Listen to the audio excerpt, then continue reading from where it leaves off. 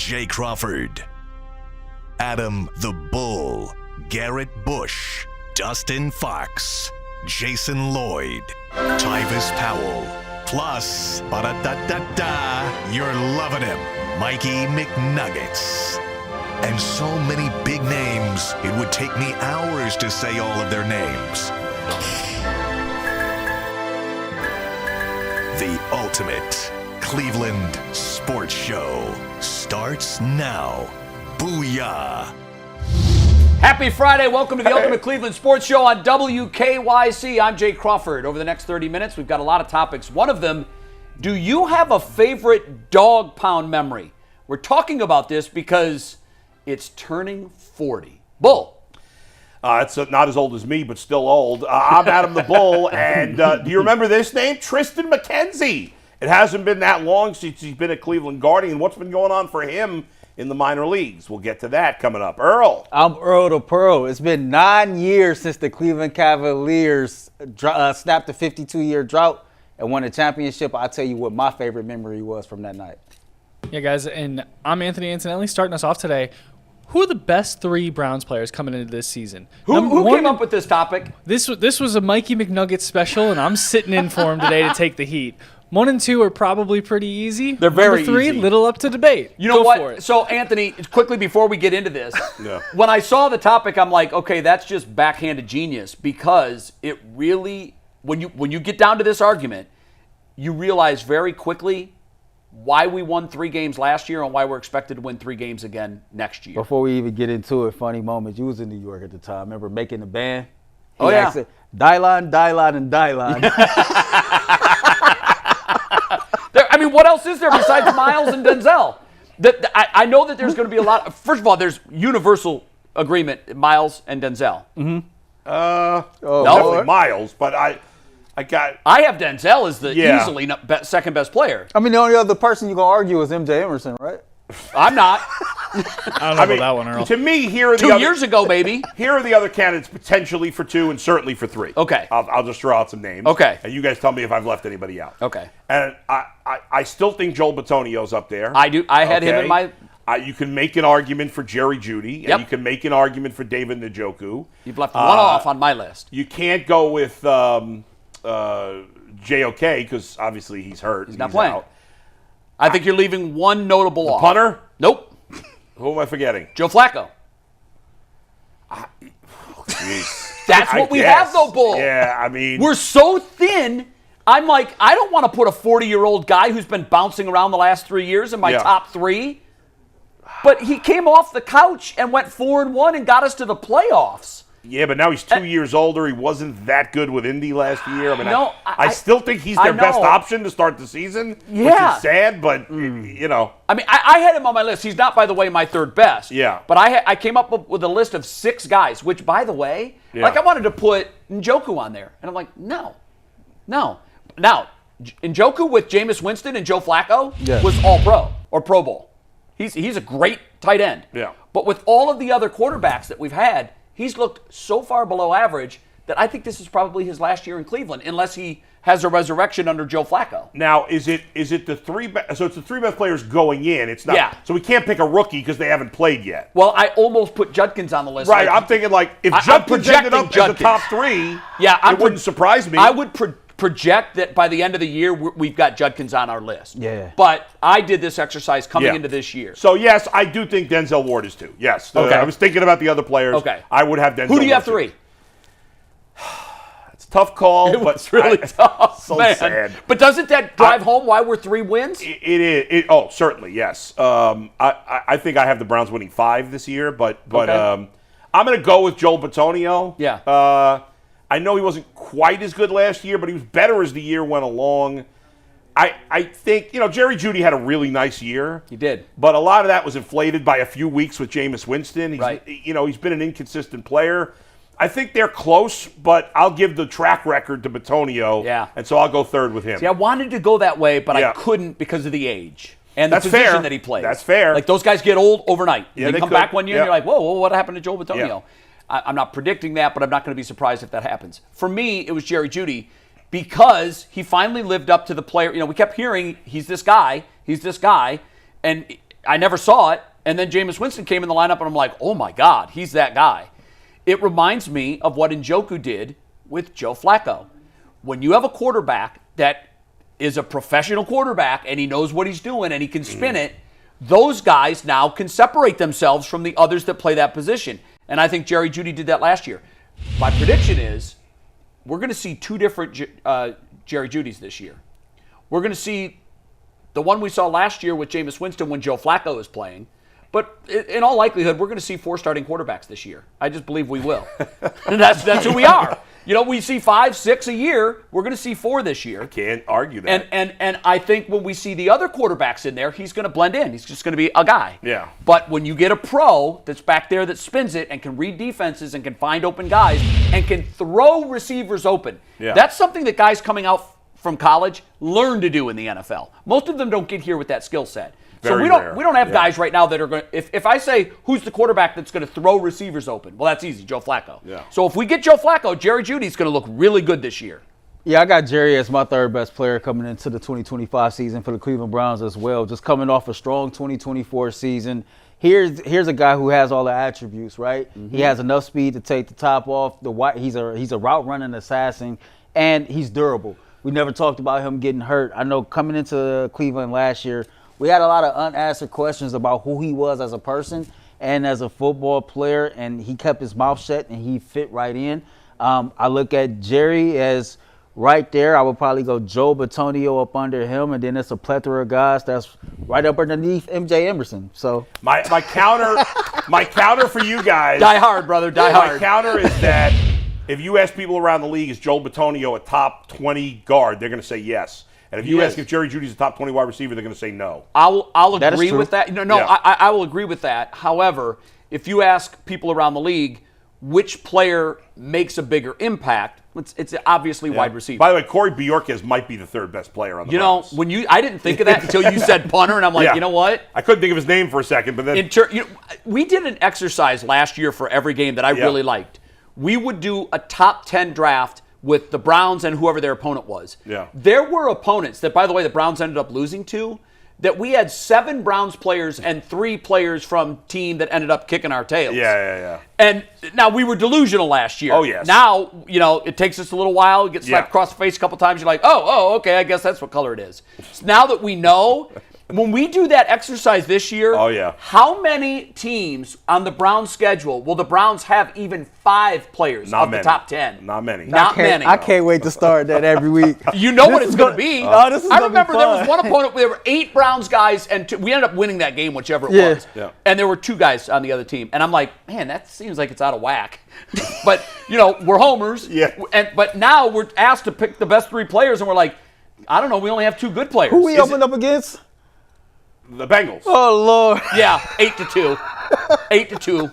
And they're all going to be Denzel and Myles. And they're all going to be on offense for the Bengals. All 8 of them. No, they will. Well, at least our 2 guys are on the defense. Unless they sign Trey Hendrickson, which they will, I think. You think they will? I think so, ultimately. Yeah, I've been meaning to ask you about that because I got another friend who's a Bengals fan. He's like, oh, he's gone. I don't see it.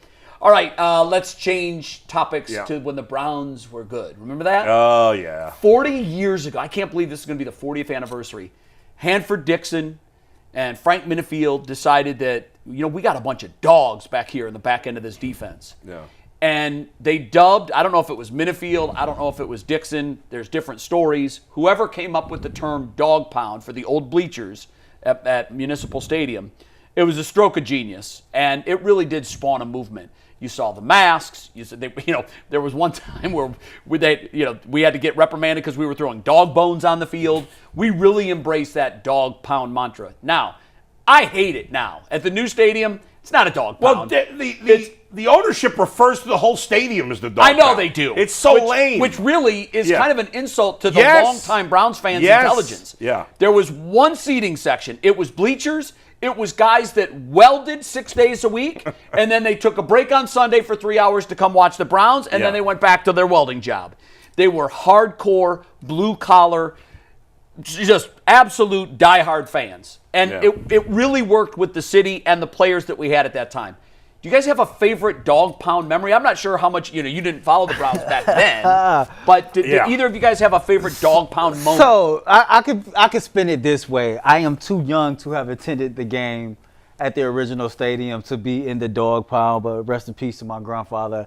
I bleed brown and orange because of that. Sure. So I remember my friend, high school friend, my co-host on the Ultimate 216 show, Cecil Shorts. He gets drafted by Jacksonville, and he comes home. A lot of us that went to Collinwood, we're at the game. A lot of people from Mount Union is at the game. And this is the same game Josh Gordon had, like 230 yards. So I'm conflicted. Joe Hayden is my favorite player. Josh Gordon is a baller. And I'm watching my homeboy ball in his hometown, his city, against the team he grew up watching. And the game is going crazy. Josh Gordon has a big game. And Cecil catches the game-winning touchdown over Joe Hayden. Oh, my God. The very next day, the headline of the Plain Dealer in the sports section, it reads, hometown villain. Wow. I had never been so conflicted in my life. I didn't know whether to cheer, shut up, run out of the stadium. That's a tough one. I was confused because you all know me. I'm Cleveland. Yeah, no, that's a tough love one. the Browns, and I'm sitting here, Josh going crazy. We about to win this game. And then Cecil hit Joe with a double move, and he catch it, and I go, oh, my. Yeah, one half of your body's cheering, and the other half is like. It's like, oh, Cecil, you did it. That's always one of those tough things. Yeah, it is. What if your son gets drafted by a team that you hate? Yeah. That's got to be so awkward. I also went, me, Cecil, another one of my friends from back in the day is Thaddeus Gibson, played at Ohio State. Oh, yeah, I remember that. Thad got drafted by Pittsburgh. Oh. I've known Thad since I was in 4th grade at O.H. Perry.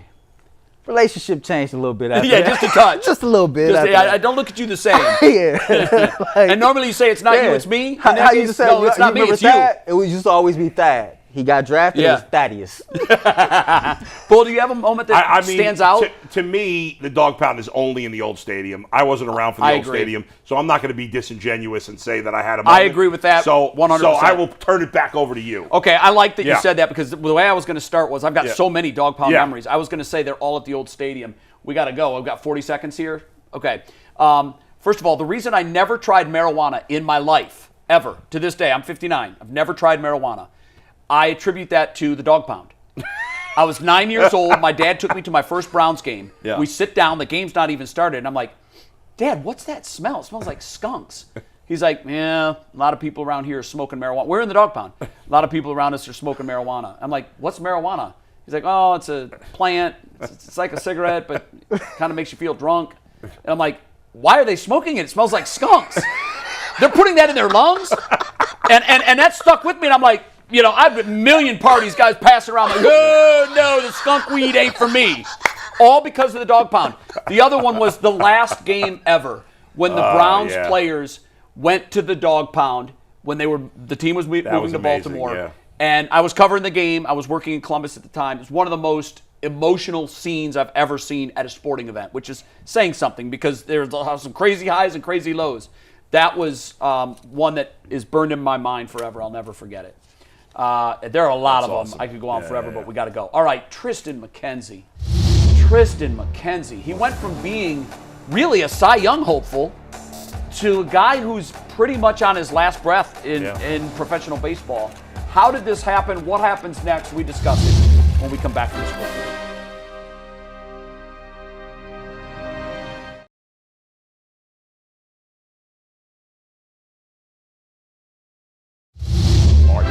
Welcome back to the Ultimate Cleveland Sports Show. One of the saddest human dramas for the Guardians over the last couple of years is Tristian McKenzie. Bull. He was a guy who they had bettable odds that he was going to win the Cy Young 2 years ago. He was on the verge of signing a long-term extension. Like days from it. Yeah. And then came the elbow discomfort. Yeah. And then the decision to shut it down and not have surgery. He missed time. He came back. He was erratic. He was wild. He couldn't command the baseball. He went through a stretch where his velocity went down. To this day, he hasn't had the full Tommy John, which I wish he would have done 2 years ago. I'm sure he wishes. Yeah. But he just finished his stint in the Arizona Complex League, which is basically a bunch of guys that are either rehabbing or prospects that are there and not assigned to minor league teams. Young prospects. Young prospects. And these numbers, Bull, I mean, for him, a player of his caliber playing in that league, this is what it should look like. 9 innings pitched, 2 hits, no earned runs, ERA of 0 or 1, 14 Ks, 3 walks. It doesn't look anything like that. No, this is really Is this sad. it? I still think he's young enough where I don't want to totally write him off in his career. Yeah. He made it. It appears to be a huge mistake, as you said, not having Tommy John surgery a couple of years ago.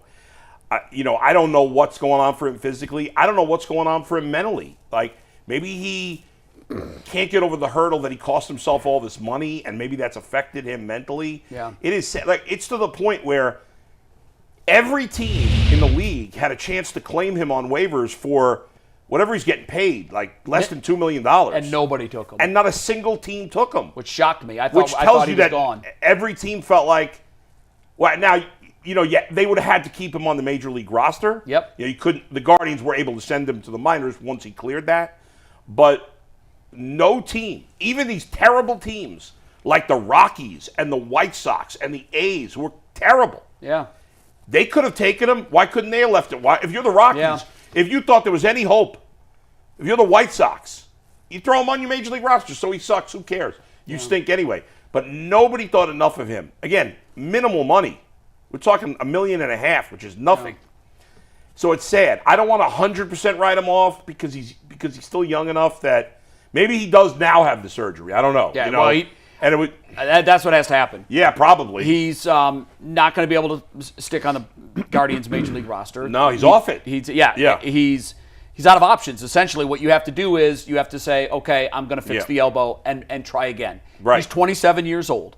He would be 28 after the surgery. Yep. Still plenty of time on the back end to not get one big contract, but 2. It's possible. At this point, cut your losses. You asked an interesting question because it's the question. I don't know if it's mental or physical. Yeah. The answer is it's both. Oh, 100%. It's physical, and there's a nerve that connects this to this. And I'm speaking rhetorically, obviously, but when you lose this, you don't have the confidence in your fastball, which, by the way, was one of the best in the game. His curveball was amazing. He had 2+ pitches. What happened to him is an absolute tragedy. He should have gone under the knife. If he would have done that, he'd already been a year back from Tommy John. And he put it off. They tried a procedure that would maybe be a bridge. It didn't work. He clearly, and now he got the velocity back, but it's here. He's walking, guys. He can't throw strikes. Yeah. Get this fixed and start over. Hit the reboot button. And you know what? Who's to say that 4 years from now, whether it's with us or not, maybe he's with the Texas Rangers, and he's pitching a World Series game. I can hear the story now. From the junk heap to the World Series. Once one of the greatest young pitchers in the game, out of the sport, rehabbed, and here he is again on the big stage. We've seen it before. He can do it. First of all, A+ quality human being. One of the most friendly, adjusted young ball players I can remember talking to in the last decade. I hope he gets this fixed, and I hope he comes back. Real quick, I think what you just said hit it. You said once you lose this, you lose confidence in your fastball. I think he lost confidence in his decision making because when he made that decision not to have Tommy John surgery, it seems like everything with his career has been downhill from there. Even the decisions that him and his team made, how to go about the rehab, et cetera. Yeah. And so it's not just you losing confidence in your fastball.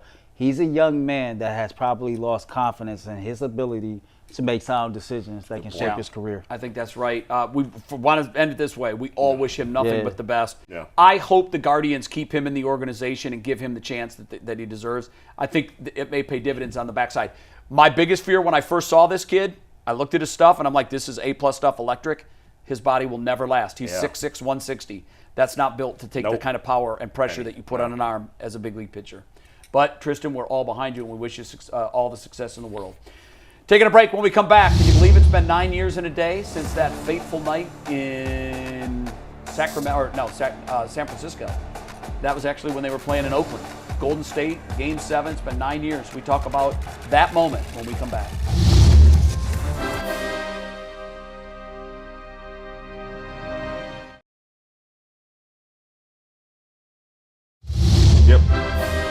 Welcome back to the Ultimate Cleveland Sports Show. 9 years ago last night, the Cavs did the unthinkable. They came back from that 3-1 hole, and they beat the best team the NBA has ever seen in the regular season, at least statistically, 73 wins. How do you guys remember the 9 years since the Cavs title? First, the most iconic moment to me was the block by LeBron, of course, because I don't know that there's another player that could have made that play. Right. I mean, it was just when you see the replay of the block, it's like, how did he get there to make that play? But I mean, since we were just saying during the 2 breaks ago, like, it's hard to believe it's been 9 years. It doesn't really feel is. that long ago. I just will always remember the day of the parade. I went up to the top of the county office building, which is East 9th and Prospect, and standing on top of that building, seeing a massive humanity on East 9th from 90 all the way to the lake. That we'd never seen in Cleveland. I was like, this is the most incredible thing I've ever seen in my life. Yeah. You know, and That's how thirsty we were. it was just... Phones didn't work, just- but it was fun. Yeah, nothing nobody worked. was getting cell service on that day. How do you remember it? Few things. I think from the game itself, I know the block is big. It was Yeah. the shot. Really? It was the shot Yeah. for me. I mean, Steph is Steph. You know, Kyrie has always had ice in his veins. That was like one of the biggest shots ever. But I remember, I'm a diehard. I'm from here. Me and Jay can relate to things like this. Even at that age, I thought it's a strong chance I'm going to die before I ever see my city win a championship. I just remember crying after Kevin Love get the lockdown. I stay out in Euclid. I run in my truck. I drive a Chevy Avalanche at the time. And I jump on the freeway, and horns is honking, people riding downtown. The closer I get to downtown, the traffic is wild. It's crazy. Gridlock coming in. Gridlock. Somewhere as you getting off that exit ramp, I kind of jumped out of my truck. I left my friends there. They're like, well, you can't leave your truck here. Y'all figure it out. So I started running up Lakeside. I worked at the Justice Center at the time. So I'm trying to get to like West 3rd, West 6th. Running up Lakeside. People was having a good time, high-fiving and all this crazy stuff. About an hour and a half, 2 hours later, I'm somewhere on West 6th, and I run into my dad and my uncle. Just out partying. Randomly, they were there too. While I'm out partying, Wow. just randomly. Now, at this time, I serve as supervisor in Earl B. Turner Clerk of Court's office. The next day, I called my boss, Joyce, we miss you. I said, before I said anything, she laughed. She says, I knew you wasn't coming. I was waiting for this call. I said, yeah, it wasn't happening. So it was the shot for me, but then just being out and then running to my dad and being able to experience that moment together. Man, I'll never forget it. I was here. ESPN said, do you want to be in California or do you want to be in Cleveland? I said, put me in Cleveland because they're going to win. And I want to be in my city when they win it. I've got to be there. Earlier in the day, I'd flew my son in, who was at Rutgers, just outside New York City, training for the Olympic trials. I said, this is completely up to you. I know that this is the most important week of your life because the trials were 1 week away. He'd just come off the NCAA championship. I said, it's up to you. If you want, I'll have a ticket waiting for you at LaGuardia. You can fly in, take in a Indians game because they played that afternoon. We'll watch the Cavs game from the queue, and then we'll celebrate until you have to leave the next morning on your flight. He's like, I'm coming, Dad. My dad had told me when he passed, I said, my biggest regret was we never got to enjoy a championship together. I was born the year before the year after the Browns won their championship. He said, Jay, you'll get one. It won't be with your dad. It will be with your son. And I want you to make a promise. Whatever you're doing in your life, it's not as important as spending that time with Corey. Whatever Corey's doing in his life, it's not as important as spending that time with you because you might only get one. So be together. So in that moment, when the clock hit 0, Corey and I were in the plaza, jumping up and down, hugging. And I just looked at video of this because as soon as the game was over, they took the wide shot of the pavilion, of the plaza. And we didn't know who it was. There were 3 of us jumping. It was me, Corey, and some guy that neither one of us knew. It was a black guy. And we look at the video now and we're like, oh my God, we still don't know who that guy is. Somewhere there's a fan out there that you were celebrating with me and my son. As the dust was clearing later that night and I felt my dad's presence with us, I said, who was that guy? I don't know. And now I think, whoever it was, my dad was inside his body. I don't know who it was. It was just some random guy that just saw us celebrating and we're all jumping up and down. That night, I saw black guys hugging white cops on 9th. I saw people walking on other people's car hoods, and the people were beeping and waving and laughing at them. Things I never thought I'd see.